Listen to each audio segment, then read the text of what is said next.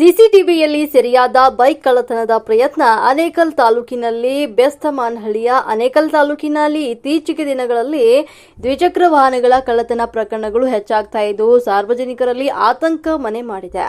ಇತ್ತೀಚೆಗೆ ಆನೇಕಲ್ ಅತ್ತಿಬೇಲೆ ರಸ್ತೆಯ ಬೆಸ್ತಮಾನಹಳ್ಳಿಯಲ್ಲಿ ಬೈಕ್ ಕಳವಿಗೆ ಯತ್ನಿಸಿದ ಘಟನೆಯೊಂದು ಸಿಸಿಟಿವಿಯಲ್ಲಿ ಸೆರೆಯಾಗಿದ್ದು ಕಳ್ಳತನದ ಅನಾಹುತದಿಂದಾಗಿ ಬೈಕ್ ಮಾಲೀಕರು ಬಚಾವಾಗಿದ್ದಾರೆ.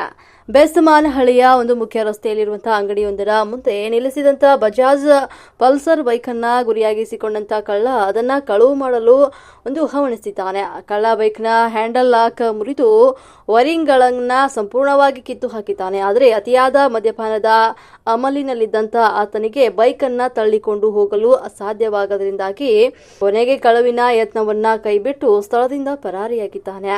ಬೆಸ್ತಮಾನಹಳ್ಳಿ ಸೇರಿದಂತೆ ಆನೇಕಲ್ ಸುತ್ತಮುತ್ತಲಿನ ಗ್ರಾಮಗಳಲ್ಲಿ ಇತ್ತೀಚೆಗೆ ಬೈಕ್ ಕಳ್ಳತನದ ಪ್ರಕರಣಗಳು ಮಿತಿ ಮೀರ್ತಾ ಇವೆ. ಇದರಿಂದಾಗಿ ವಾಹನ ಸವಾರರು ತಮ್ಮ ವಾಹನಗಳನ್ನ ರಸ್ತೆ ಬದಿಯಲ್ಲಿ ಮನೆಗಳ ಮುಂದೆ ನಿಲ್ಲಿಸಲು ಭಯ ಪಡುವಂತಾಗಿದೆ.